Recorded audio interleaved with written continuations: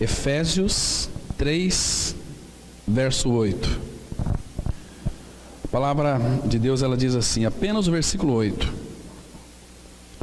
A mim, o menor de todos os santos, me foi dada esta graça de pregar aos gentios o evangelho das insondáveis riquezas de Cristo.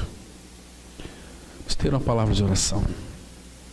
Pai, esse é um tempo que nós colocamos diante do Senhor, em Tuas mãos.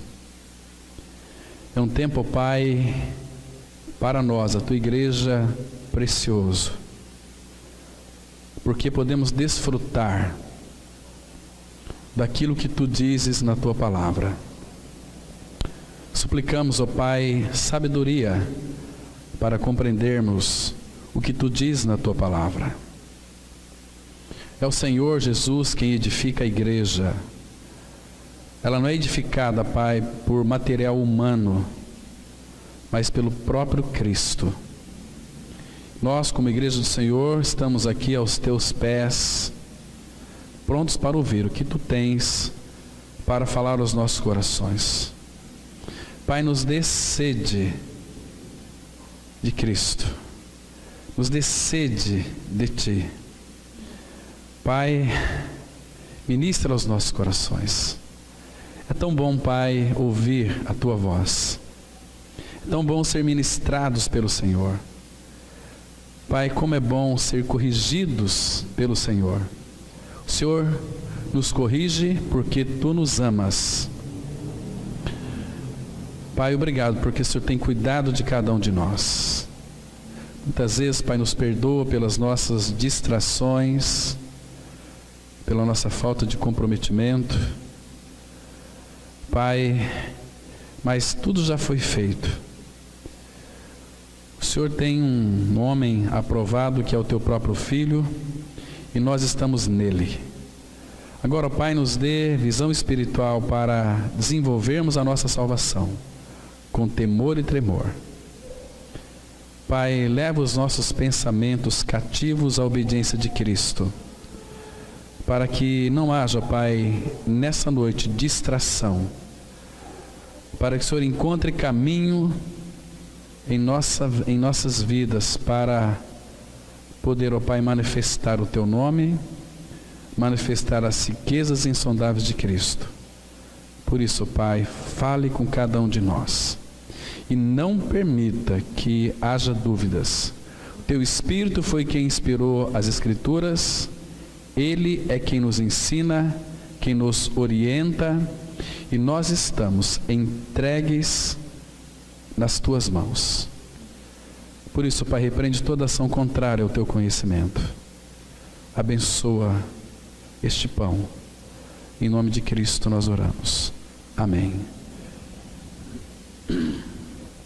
Irmãos, essa palavra evangelho, ela tem pelo menos 3 pontos específicos que, semana nós já tratamos alguns pontos dele.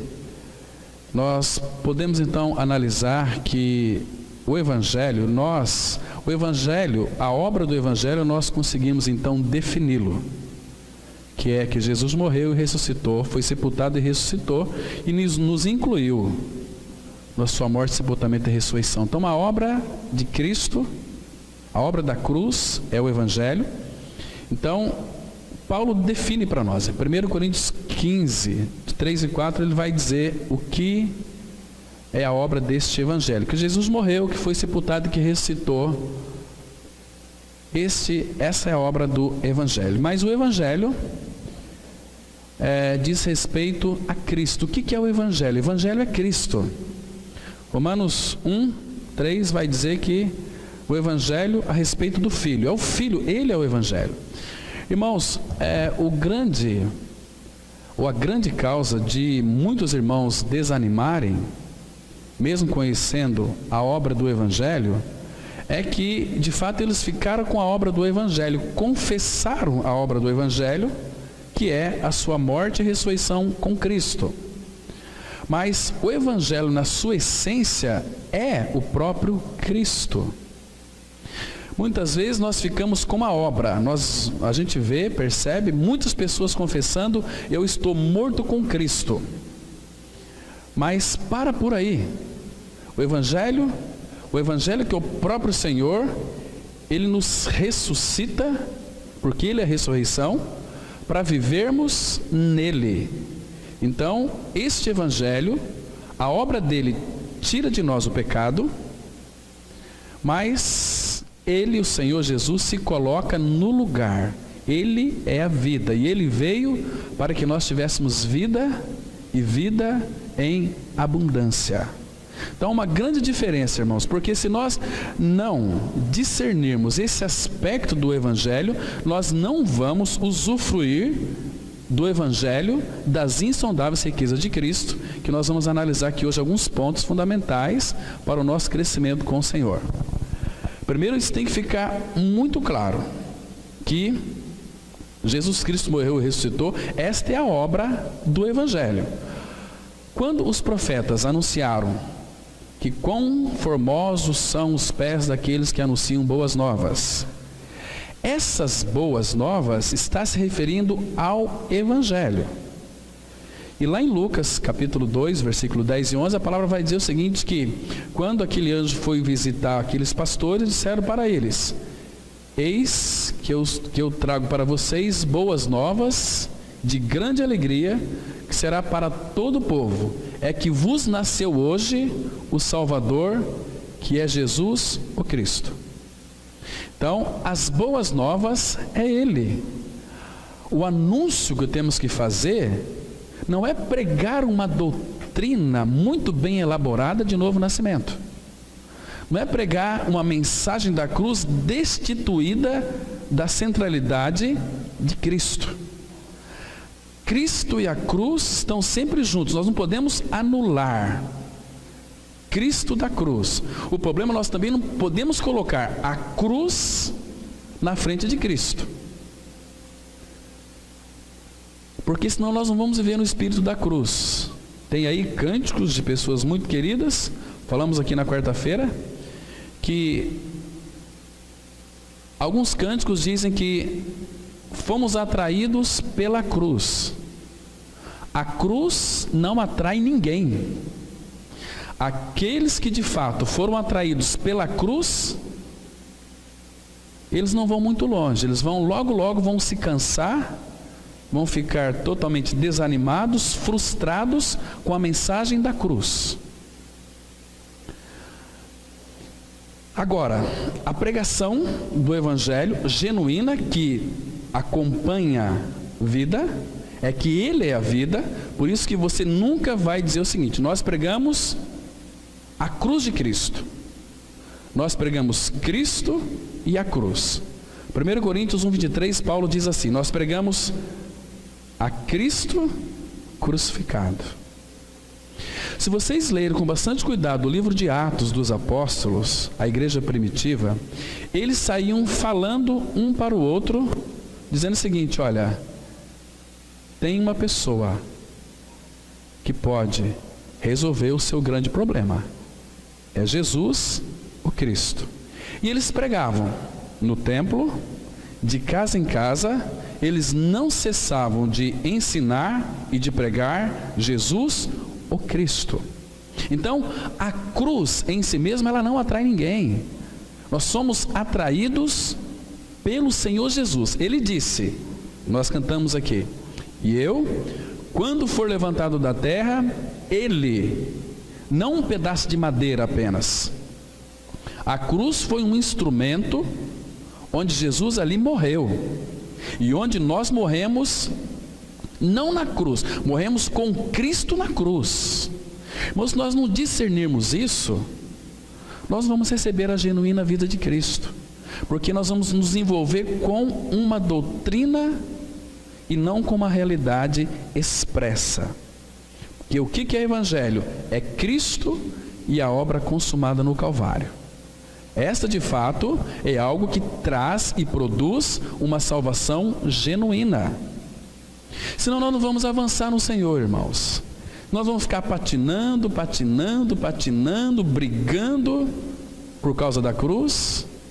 O Senhor olha para nós e fala: meus filhos, foi meu filho quem consumou a obra na cruz. Então, uma vez que nós estamos em Cristo, claro, isso é muito claro nas Escrituras, o nosso homem velho foi com ele crucificado, sempre aparece ele e a cruz. Agora, a partir da obra de Cristo na cruz, onde nós também participamos da sua morte e ressurreição, a igreja de Cristo, ela é convidada para viver no espírito da cruz. Viver no espírito da cruz significa que nós vamos ter a manifestação da vida de Cristo. Ela vai se manifestar. Então, irmãos, temos que tomar muito cuidado com doutrina. Tomar muito cuidado e muitas vezes torcer aquilo que as Escrituras diz, levar empurrando pela barriga e ter a mente carnal inchada de conhecimento e sem realidade e sem vida de Cristo. Agora nós vamos entrar aqui, irmãos, num detalhe fundamental. Paulo, ele está dizendo aqui: a mim, o menor de todos os santos. Por que Paulo disse isso aqui? A mim, o menor de todos os santos. É que todas as vezes que Paulo olhava para o Cristo crucificado, pela grandeza de Cristo e a obra consumada no Calvário, ele se achava tão pequeno. E este evangelho estava cada dia mais diminuindo. Por isso que ele fala em 1 Coríntios: dia a dia morro. Dia a dia morro. Irmãos, na nossa vida existem muitas coisas que precisam ser levadas à morte.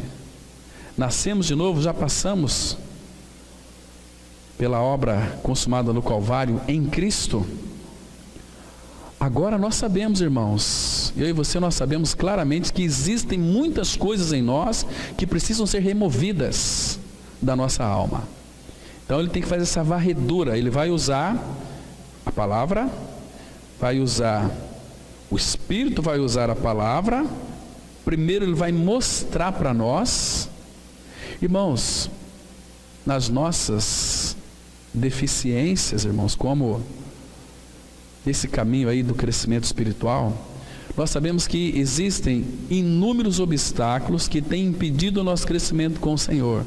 Que você sabe que você possui algo que tem separado você do Senhor, muitas vezes uma mentalidade, uma mente que não é renovada. Nós vamos ter pensamentos velhos, pensamentos de crente velho, pensamentos que de fato não estão muito bem ordenados pelo Espírito, mente renovada, porque, irmãos, uma mente renovada não vai olhar para outra direção, vai olhar só para uma direção, para Cristo e mais nada, né? Então aqui, olhando para esse texto aqui, então ele, o menor de todos os santos, me foi dada esta graça de pregar aos gentios. Então isso aqui envolve eu e você. Essencialmente nós somos um povo gentílico. Então essa palavra é para mim e para você. Agora, você já parou para pensar o que significa o evangelho das insondáveis riquezas de Cristo? O que é isso? Nós sabemos que o evangelho é Cristo e a obra que ele consumou no Calvário. Agora Paulo apresenta para nós aqui o evangelho das insondáveis riquezas de Cristo. Então o evangelho é Cristo. Cristo, ele é insondável. Então as riquezas dele são insondáveis. Agora, irmãos, nós temos um detalhe muito importante aqui para nós considerarmos.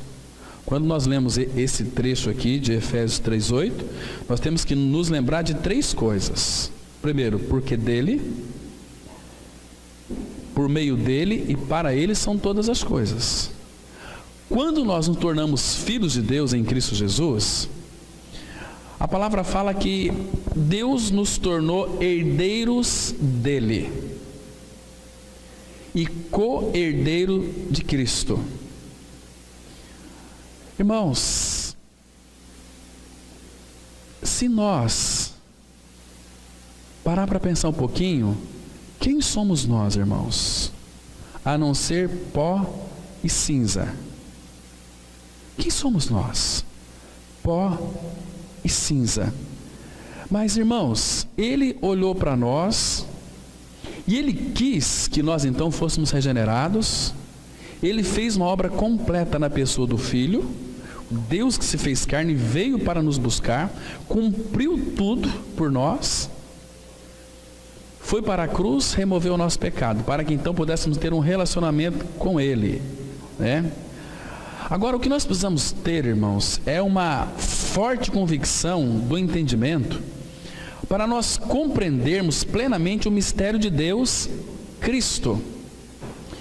Este mistério de Deus que é Cristo, que os profetas anunciaram lá atrás, se referindo ao Evangelho, anunciava estes dias nos quais nós estamos vivendo essa realidade, hoje, Cristo em vós, a esperança da glória. Então, Ele quis dar a conhecer para mim e para você. Deus quis dar a conhecer, ou seja, Ele revelou para nós tudo aquilo que Ele tinha proposto no seu coração desde os tempos eternos, desde a fundação do mundo. O Pai vem guardando este segredo durante séculos e agora foi revelado para nós. Que privilégio é o nosso. Interessante que quando Ele revelou isso para nós, por isso que é importante a igreja, porque, irmãos, pessoas que vão viver uma vida individuais não vai crescer muito.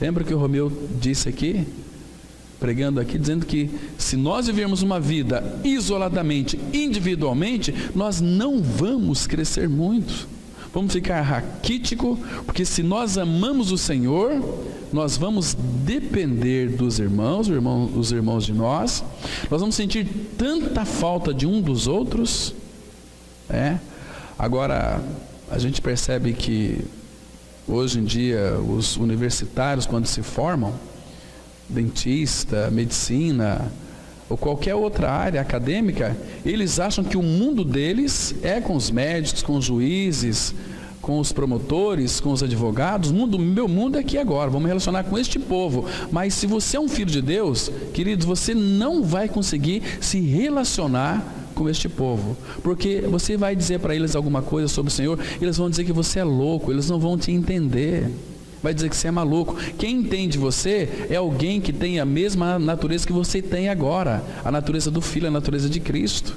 A nossa conversa entre os irmãos são conversas agradáveis, porque nós falamos dele, nós temos um pão para dividir, vocês comigo e eu com vocês, Então a gente se entende, a gente fala a mesma língua. É precioso estar no meio do povo de Deus, Então, irmãos, nós temos que ter essa convicção para compreender o mistério de Deus, Cristo, plenamente. Agora, nessa pessoa, o Pai escondeu e revelou para nós. Agora nós temos que cavucar, temos que garimpar.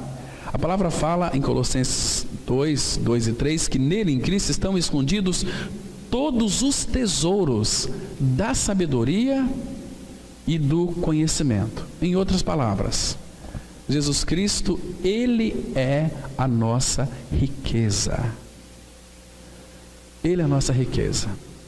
Eu creio que o salmista disse, aquela palavra só pode ser dita pelo Senhor: outro bem não possuo além de ti. Irmãos, isso na nossa vida está longe de se tornar uma realidade eficiente e eficaz. Nós podemos muitas vezes até confessar: outro bem não possuo além de ti, mas isso não é verdade em nós, irmãos. Outras coisas nós temos como grande prioridade na nossa vida. Outros bens têm ocupado o lugar de Cristo. E aí não vou fazer aqui uma série de listas que levaríamos aqui a noite inteira, falando de picuinhas, que cada um diante do Senhor tem que se prostrar diante dele para ele que então revele. Irmãos, mas o Senhor veio com uma finalidade. Ele se fez pobre para nos enriquecer. Agora, irmãos, as riquezas que estão em Cristo, que é Cristo, elas são insondáveis. Ah, mas eu tenho andado tão assim, cabisbaixo, tenho andado de uma forma, muitas vezes eu não tenho respondido ao Senhor. Queridos, lembre-se de uma coisa. Primeiro que o Pai, Ele quer que nós tenhamos uma resolução, em primeiro lugar, em aceitar o convite que Ele fez. Negar a nós mesmos, tomar a nossa cruz diária e seguir o Senhor. Aqui já para viver no espírito da cruz. Vocês se lembram, irmãos, da igreja de Corinto? O que você conhece a respeito daquela igreja? Ela é uma igreja extremamente carnal. Aquela igreja era uma igreja imoral. Observa, acompanhe comigo. Abra sua Bíblia em 1 Coríntios, capítulo 5, verso 1. Veja aqui, 5, verso 1. Vamos ver quantas impurezas, quantas imoralidades havia lá em Corinto. Paulo, ele diz assim, olha, no versículo 1, 1 Coríntios 5, verso 1. Geralmente, olha aqui, esse geralmente não é uma vez só. Geralmente, se ouve que há entre vós imoralidade. E imoralidade tal como nem mesmo entre os gentios, isto é, haver quem se atreva a possuir a mulher de seu próprio pai. Essa aqui era uma parte da igreja de Corinto, que quando fala aqui, geralmente se ouve que há entre vós imoralidade, aí depois Paulo vai tratar dessa mais grave, que aquele que possui a mulher de seu próprio pai. No caso, lá em Deuteronômio 22:30 fala da punição com relação àquele que Deus proibiu o filho do pai possuir a madrasta. Então, reinava nessa igreja, irmãos, imoralidade. Fico pensando, né? Vamos imaginar, se no nosso meio existisse imoralidade, como que nós iríamos tratar desse assunto? Se é que não existe imoralidade. Quem conhece os corações, os nossos corações, é Deus o Pai. Tem muitas pessoas que navegam nas águas profundas e podres da imoralidade da internet. Aquilo que você vive fazendo na internet, o Pai conhece. A imoralidade começa ali. Aquela queimação, aquele desejo que começa a ser despertado em vários aspectos. A imoralidade começa ali. De repente aqui tem muitas pessoas que são imorais. Nós não conhecemos o coração de ninguém. O Pai é que conhece. Mas a igreja de Corinto era uma igreja que era conhecida pela imoralidade reinante. Claro que depois foi tratado. Aí o versículo 2, ele diz assim: contudo, andais vós ensoberbecidos, e não chegastes a lamentar, para que fosse tirado do vosso meio quem tamanho ultraje praticou? Para eles era tudo normal, mas para Deus não é normal.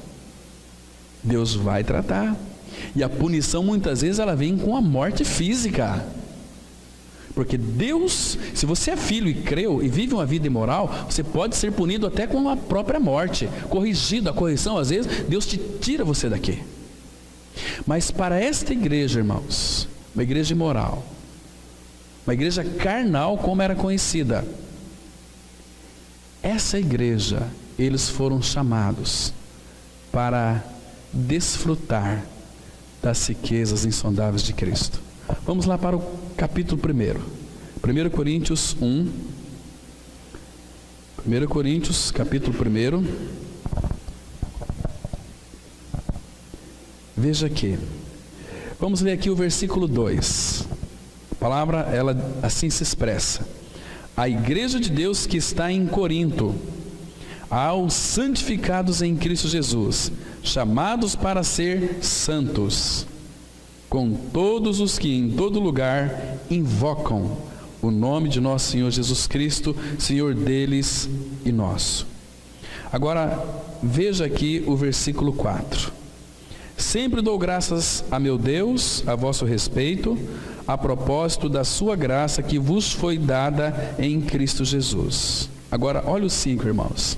Porque em tudo fostes enriquecidos nele, em toda palavra e em todo o conhecimento.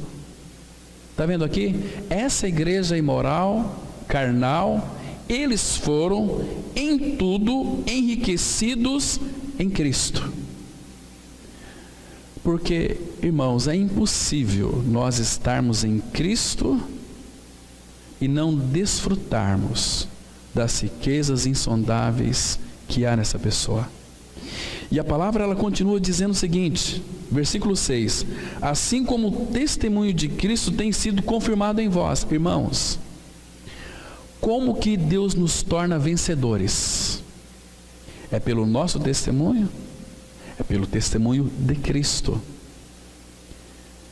Nós somos vencedores, não é por nossa causa, mas é por causa do testemunho de Cristo em nós.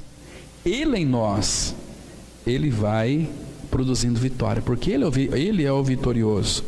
E o que mais? Versículo 7: de maneira que não vos falte nenhum dom.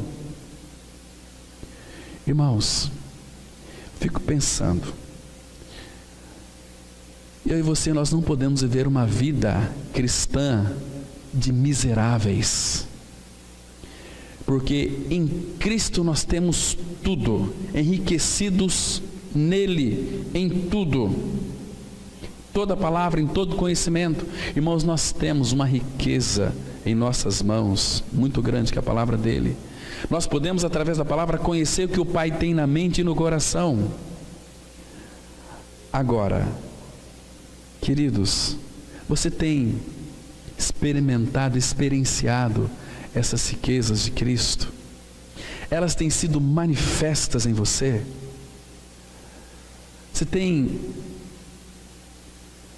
usufruído, desfrutado da vida de Cristo em realidade espiritual? Ou nós conhecemos muito a Bíblia, conhecemos a mensagem da cruz, conhecemos isso, conhecemos aquilo, mas cadê a vida de Cristo? Que é uma vida tão eficiente, tão eficaz, tão rica, tão cheia de vida. Será que no nosso dia a dia nós temos transbordado esta vida de Cristo, irmãos? Mais uma vez eu quero me referir àquilo que eu me disse aqui na introdução. Irmãos, quem somos nós para que o Senhor se lembre de nós? Somos pó e cinza, mas Ele veio ao nosso encontro.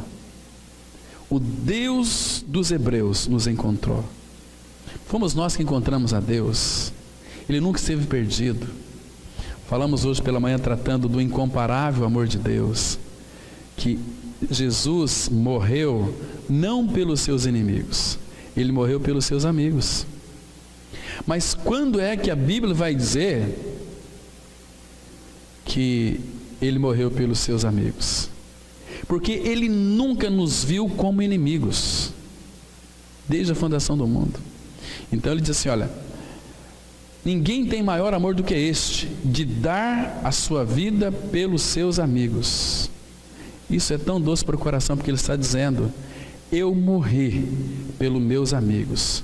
O que me separava dos meus amigos era uma coisa chamada pecado, chamada morte. Mas Ele veio para tirar o pecado do mundo, para remover o pecado que separava Ele de nós que somos os seus amigos.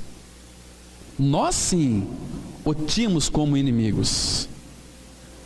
As pessoas que são inimigas de Deus, porque elas fogem de Deus, elas correm de Deus, não querem Ele, mas Ele as tem como amigos. Assim como foi com Judas.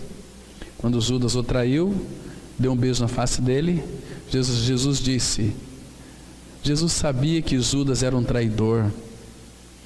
Jesus sabia que Judas estava totalmente ali sendo guiado pelo maligno. Jesus disse para ele, amigo, a que viestes. Então Jesus morreu pelos seus amigos. Queridos, e agora, irmãos, nos foi anunciado que eu e você, Igreja do Senhor, é para que nós nos apropriássemos das riquezas insondáveis de Cristo. Agora, quais são essas riquezas insondáveis? Eu sei que nós vamos ver algumas hoje, e domingo à noite, domingo que vem, nós vamos estar vendo outras. Não vai dar para a gente ver todas elas hoje, mas eu quero mostrar hoje, com a ajuda do Senhor, algumas riquezas que dá para a gente sondar.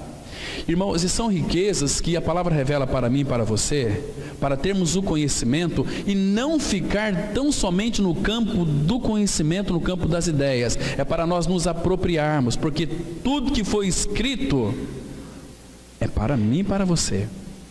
Deus escreveu a Bíblia para a igreja, para o seu povo.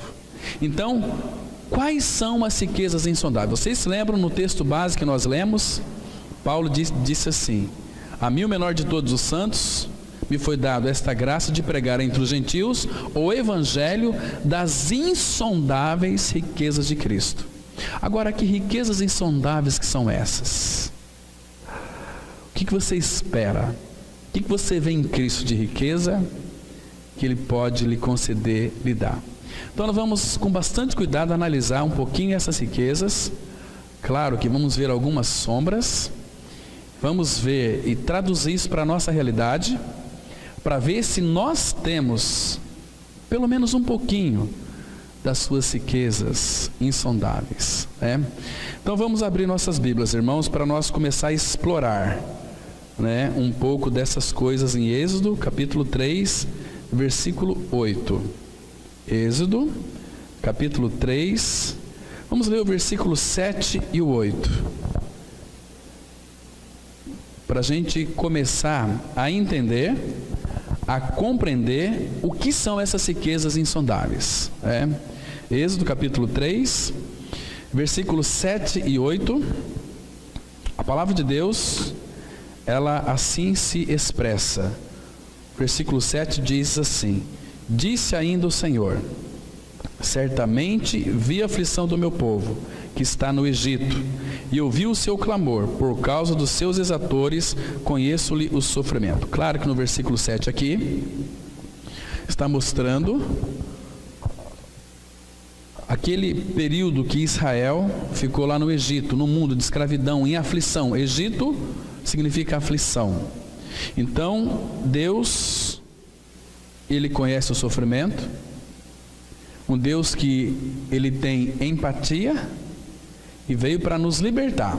Isso traduzido para o Novo Testamento significa, Colossenses 1,13, Ele nos transportou do império das trevas, Egito, mundo, para o reino do Filho do seu amor, onde temos a redenção, a remissão dos pecados, onde nós encontramos uma verdadeira libertação.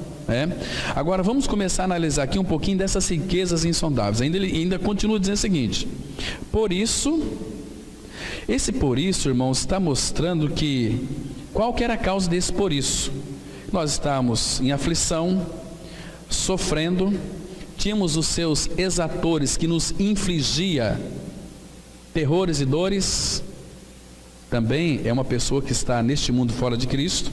Aí ele continua dizendo: por isso desci a fim de livrá-lo da mão dos egípcios.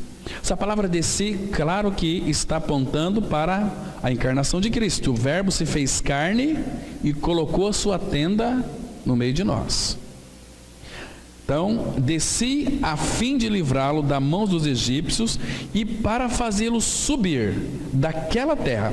Essa palavra daquela terra se refere ao Egito, ao mundo.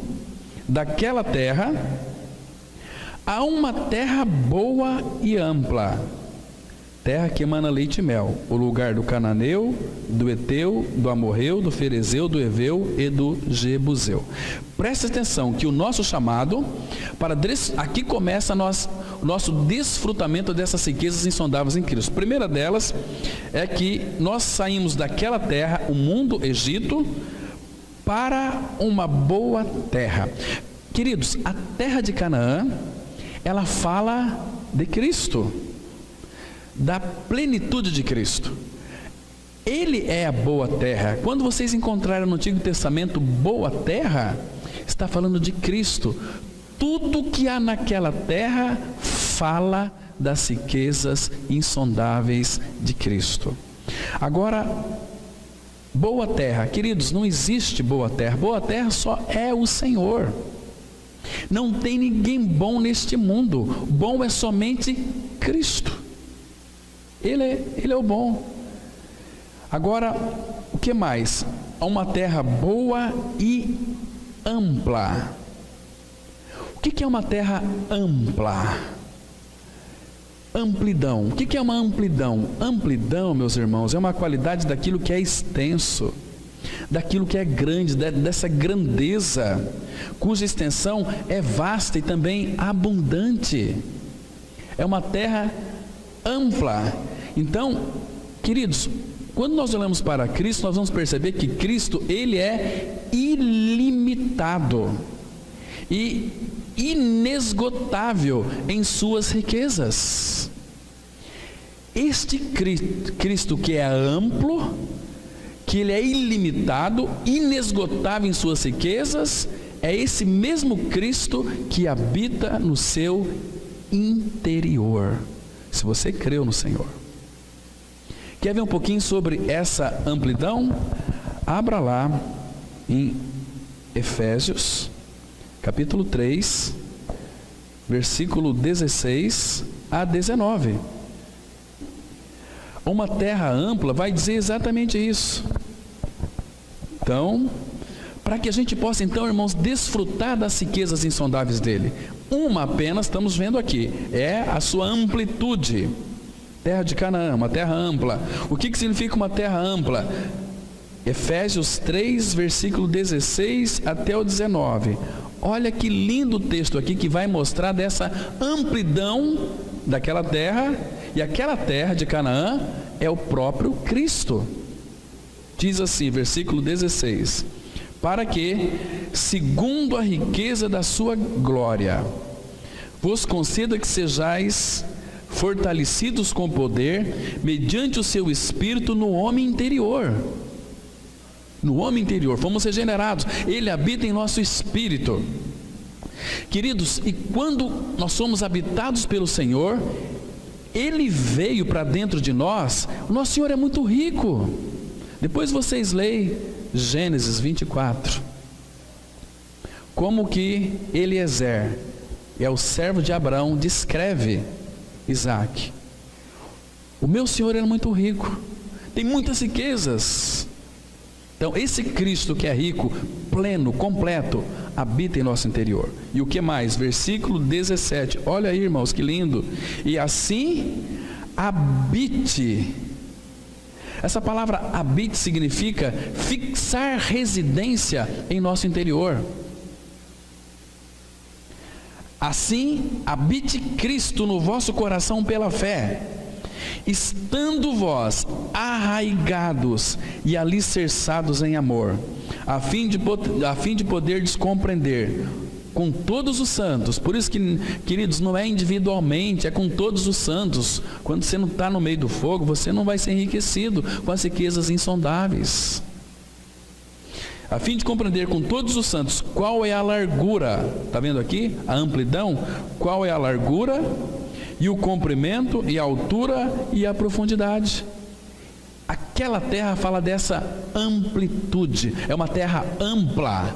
Cristo é amplo na sua largura, comprimento, altura e profundidade. E olha o 19: e conhecer o amor de Cristo, que excede todo entendimento, para que sejais tomados de toda a plenitude de Deus. Terra de Canaã fala da plenitude de Cristo. É uma terra ampla, uma terra ampla. Você quer ver mais uma amplidão dessa terra aqui? Capítulo 1 de Efésios, olha só apenas o versículo 3. Queridos, se nós conhecermos Cristo como essa terra ampla, nós vamos encontrar muito descanso. Que diz assim a palavra: Bendito Deus e Pai de nosso Senhor Jesus Cristo, que nos tem abençoado com toda sorte de bênção espiritual nas regiões celestiais em Cristo. Uma terra ampla. Ampla por quê? Porque nele, em Cristo, nós somos. Como é que você vai ser abençoado? Se Cristo é sua vida, você é abençoado com essa amplitude, com toda, olha só aqui, com toda sorte de bênção espiritual nas regiões celestiais em Cristo. Aí o 4 ele é muito lindo. Assim como nos escolheu nele. Queridos, éramos pó e cinza, mas ele nos escolheu e nos fez a gente experimentar dessa terra ampla. O apóstolo Paulo, irmãos, ele compreendeu isso de uma forma tão magnífica, tão extraordinária, que faz tão bem para o coração quando nós lemos isso nas Escrituras. Deus citar um outro exemplo aqui dessa amplitude de Cristo. Filipenses capítulo 3. Filipenses capítulo 3. Olha, Paulo largou tudo, irmãos, por causa dessa amplidão, dessa terra. E Paulo conhecia muito o Antigo Testamento. Ele sabia agora, em realidade espiritual, o que era a terra de Canaã. Agora, Paulo, ele habitava na terra, em Cristo, mas a terra também habitava em Paulo. Que lindo é isso. Aí Paulo, ele diz assim, Filipenses 3, versículos 7 e 8. Mas o que para mim era lucro, isto considerei perda por causa de Cristo. Irmãos, como é triste, às vezes a gente percebe que muitos perdem algumas coisas, mas é por causa da igreja, é por causa da obra, tudo errado. As nossas perdas só serão amplas quando nós a perdemos por causa dele, de Cristo. Então, Paulo diz assim: o que para mim era lucro, isso considerei perda por causa de Cristo. Agora veja aqui, irmão, versículo 8.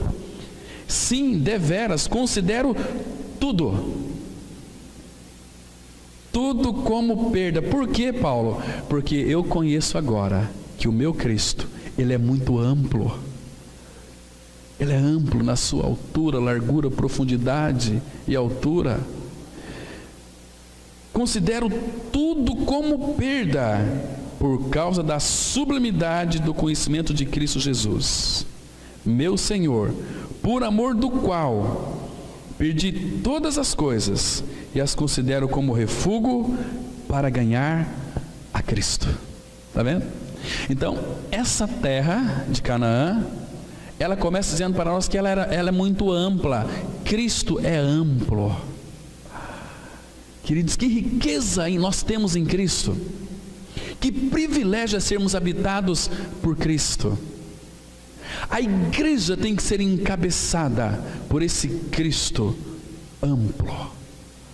Queridos, você tem experimentado essa amplitude de Cristo? Ele tem fixado residência no seu coração. Ele tem governado a sua vida, os seus pensamentos, o seu falar. Cristo tem governado quando você manda os seus WhatsApps. Cristo tem governado quando você está navegando na internet, as suas intenções ali. Ele está ali. Se você é filho, às vezes nós estamos entristecendo o Espírito. O Espírito triste, como é que ele vai falar de Cristo para nós? Vamos ficar raquítico espiritual, né? Então, primeiro que essa terra aqui é uma terra ampla. Irmãos, então essa é uma das primeiras riquezas. E queridos, tem muitas coisas aqui na Bíblia que fala dessa amplitude de Cristo. Mas eu queria que os irmãos depois orassem a respeito desses textos que citamos aqui. São inúmeros, muitos textos. Vamos ver uma outra riqueza insondável da pessoa de Cristo. Vamos lá para Deuteronômio agora, capítulo 8. Deuteronômio capítulo 8. Vamos ler apenas o versículo 7. Deuteronômio 8, 7. Vamos ver mais algumas riquezas insondáveis de Cristo que temos nessa terra. Deuteronômio capítulo 8, versículo 7. A palavra de Deus, ela diz assim, olha, Então nós vamos aqui fazer uma pesquisa da terra de Canaã. Ou seja, como disse Madame Guyon, nós temos que experimentar as profundezas de Jesus Cristo. Você nunca vai achar o fundo, porque são muitas riquezas. Paulo fala assim em Romanos 11:33: ó profundidade das riquezas, tanto da sabedoria como do conhecimento de Deus. Quão insondáveis são os seus conhecimentos, pensamentos, sabedoria, série de coisas. Agora, versículo 7, vamos ver algo mais da terra de Canaã. Versículo 7 diz assim, Deuteronômio 8, verso 7: porque o Senhor, teu Deus, te faz entrar numa boa terra. O que é essa boa terra? Cristo. Não apenas Cristo, mas a plenitude de Cristo. Então, o Senhor, não é você que entra lá porque você quer entrar. Se você está em Cristo, porque Deus lhe colocou em Cristo. É o Senhor que te faz. Olha os detalhes da palavra de Deus. Sabe para quê? Para a gente não ficar se jactanciando. Eu criei na palavra. Você creu porque foi lhe revelado.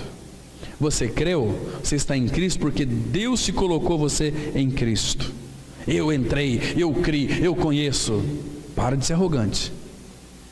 Então, olha aqui, porque o Senhor teu Deus te faz entrar numa boa terra, terra de ribeiros de águas. O que mais? De fontes de mananciais. Vamos parar aqui nessa terra de ribeiro de águas. O que tem nessa terra, irmãos? Água. Água. Agora, se nessa terra tem água, e terra de Canaã é uma figura de Cristo, tudo que tem nessa terra é uma figura de Cristo. Nessa terra tem água. Agora, se tem água, obviamente tem um rio. Quem é este rio, irmãos? Lembra que Jó fala aqui, por onde este rio passar, lá em Ezequiel 47, são águas purificadoras. Água, na Bíblia, faz uma alusão à palavra. Cristo é o rio. Cristo é a fonte, a nascente das águas vivas da terra de Canaã. Hoje nós temos Ele como realidade espiritual. Ele é a fonte. Por isso, se alguém está em Cristo, irmãos, nunca vai ter sede, porque está bebendo dele, bebendo dessa fonte. Abra a sua Bíblia, por favor. O Evangelho de João, capítulo 7, versículo 37 e 38. Aqui faz uma alusão um pouquinho, para a gente compreender um pouquinho, em realidade espiritual, o que significa estar em Cristo e beber dele. Você tem bebido de Cristo? Ou você tem tido apenas uns conhecimentos bíblicos a respeito de Cristo? Irmãos, o nosso conhecimento bíblico não vai impressionar o nosso Senhor. O Pai, quando Ele nos olha, o que Ele vai buscar em nós é o teu Filho, é Cristo. Nada mais do que Cristo Ele quer. Ele não quer saber quanto que você faz a obra, Ele não quer saber quanto tempo que você passa em oração, quanto tempo que você lê a Bíblia, quer ver quanto é que você tem de Cristo e quanto que você está envolvido com Cristo. Isso agrada ao Pai. Então, João 7, versículo 37 e 38 diz assim a palavra: no último dia, o grande dia da festa, levantou-se Jesus e exclamou: se alguém tem sede, venha a mim e beba. Onde é que nós vamos encontrar esta água, essa fonte de água esgotável? É em Cristo, é beber Cristo. Ele diz assim no 38, quem crer em mim, quem estar unido a mim, como diz a Escritura, do seu interior fluirão rios de água viva. Claro que isso ele disse a respeito do Espírito Santo que haviam de receber os que nele crescem. Irmãos, quando nós nascemos de novo, que nós recebemos, quem vem habitar dentro de nós é o Espírito do Cristo glorificado, habitando em nós. E Ele é aquele que sacia a nossa sede. Ele só quer que nós tenhamos uma necessidade, sede, como disse Davi, Salmo 63. A minha alma tem sede, sede de Deus. Queridos, nós temos sede de Deus. Se nós tivermos sede de Cristo, nós não vamos beber em outras fontes, mas vamos beber dele. Quem tem sede, vem a mim e beba, porque ele é a água viva. Ele é esta palavra que entra em nós e mata a nossa sede. No princípio era o verbo, palavra. E o verbo estava com Deus e o verbo era Deus. Agora este verbo, a palavra, esta água, a palavra se fez carne e habitou entre nós, cheio de graça e de realidade espiritual, cheio de graça e de verdade. Jesus disse ali, posto de Jacó, conversando com aquela samaritana, Jesus pediu água para ela, ela disse: olha, você não tem como tirá-la, onde você vai beber então? Aí Jesus disse para ela lá no versículo 10, olha, se você soubesse quem é que fala contigo, tu lhe pedirias e ele lhe daria água viva. Ele é a água viva. Ele tem água para nos dar, uma água que satisfaz de fato a nossa sede. Irmãos, eu e você, nós só precisamos ter necessidade de uma coisa: ter sede. Sede. Isaías 55:1, a palavra fala assim: ó, vinde todos vós os que tendes sede. Se tiver sede, vem. Infelizmente muitos vai por curiosidade, não para saciar a sua sede. Mas se tem sede, minha alma tem sede. Se tua alma tem sede, você vai ser saciado.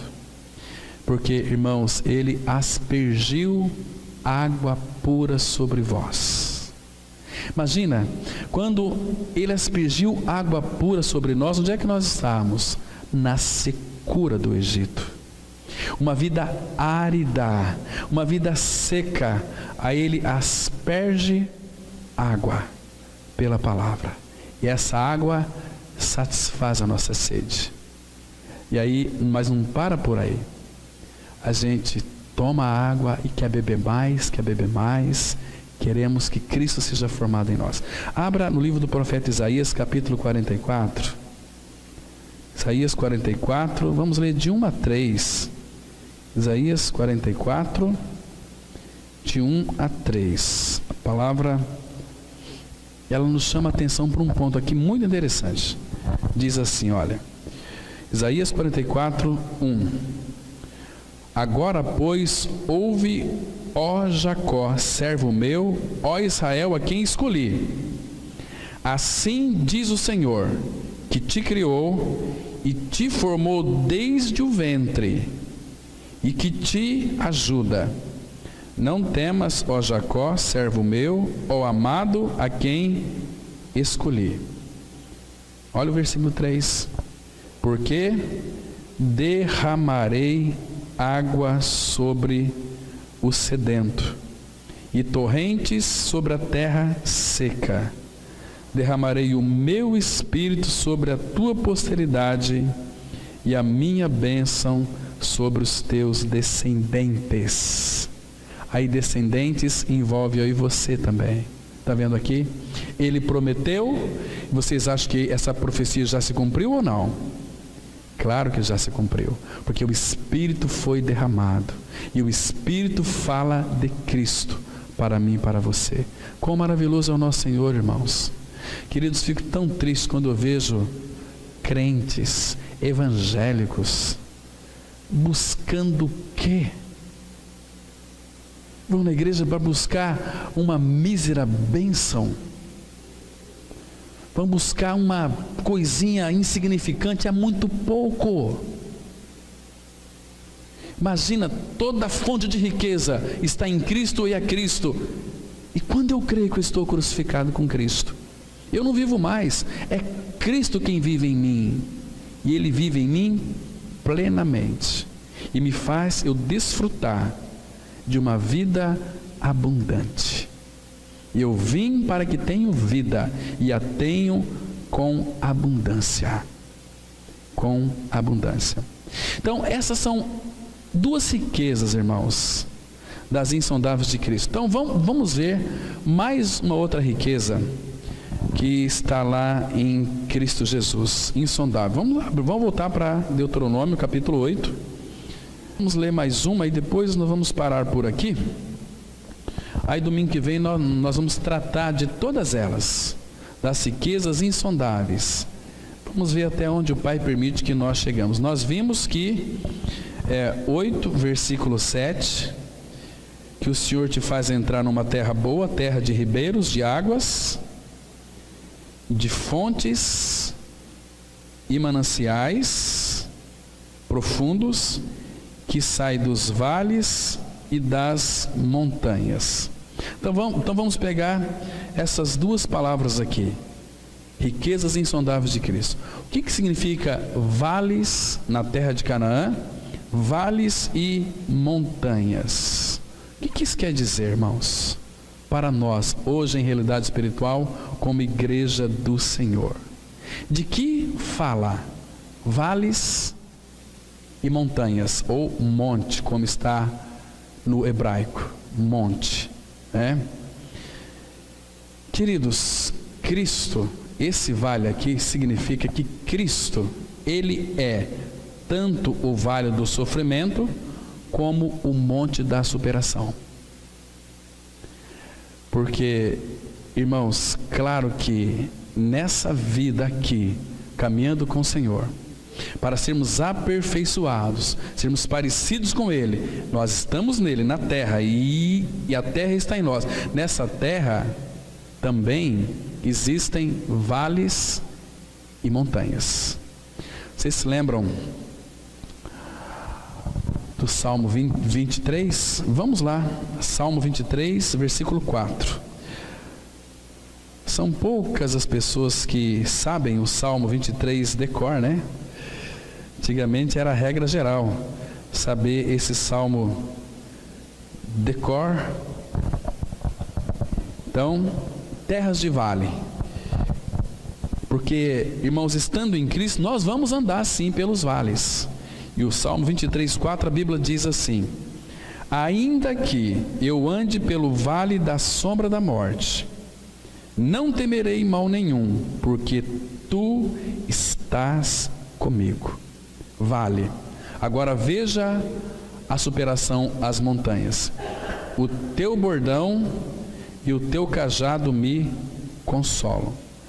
O cajado tem duas funções: para corrigir e para buscar a ovelhinha que está caindo lá no vale.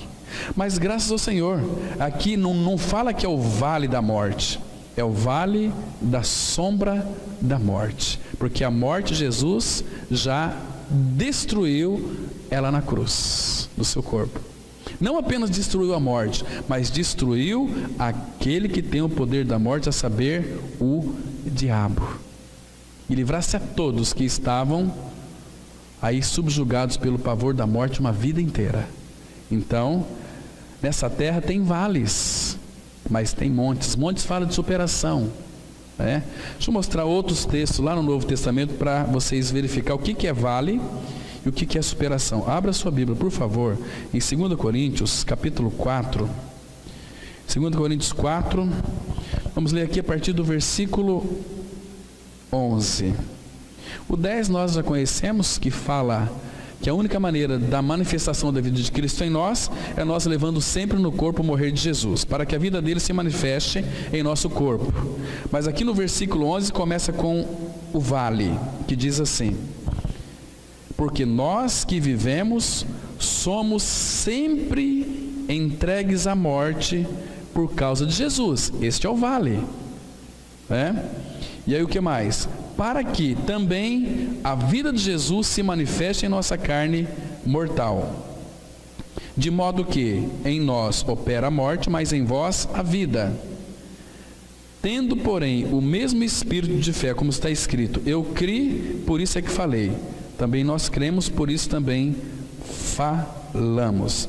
Sabendo que aquele que ressuscitou o Senhor Jesus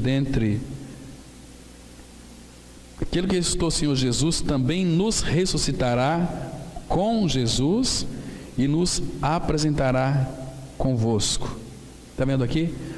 Vale e montanha, vida em ascensão. Dá para a gente ler também aqui, irmãos, o capítulo 6, os versículos 9 e 10. Aqui fala vale, mas fala da montanha. Aqui nós temos que ver a riqueza também de tudo isso. 2 Coríntios 6, 9 e 10. Seria interessante ler a partir do versículo 4, mas vamos ler aqui o 9 e o 10. Como desconhecidos e entretanto bem conhecidos, como se estivéssemos morrendo, vale, e contudo eis que vivemos, monte. Como castigados, porém não mortos, entristecidos, mas sempre alegres. Pobres, mas enriquecendo a muitos, nada tendo, mas possuindo tudo. Esse tudo é Ele. É interessante. Entristecidos, mas sempre alegres. Pobres, mas enriquecendo a muitos. Nada tendo. O que você tem? Nada. Mas eu possuo tudo. E o que é esse tudo? Jesus. É Cristo. Irmãos, domingo que vem nós vamos, se o Senhor assim permitir, nos dirigir, nós vamos ver mais das riquezas insondáveis. Porque são insondáveis. Não dá para a gente fazer uma sondagem de todas elas, não dá, mas aquilo que o Pai nos revela para nós vamos analisar, tratar dessas riquezas insondáveis da pessoa de Cristo. Amém. Vamos ter uma palavra de oração.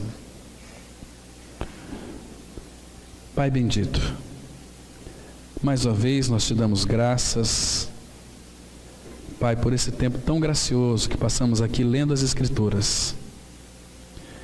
Pai, a nossa expectativa é que no decorrer da semana nós tenhamos um profundo desejo em buscar o Senhor, através da nossa intimidade em oração, através da leitura da Tua Palavra.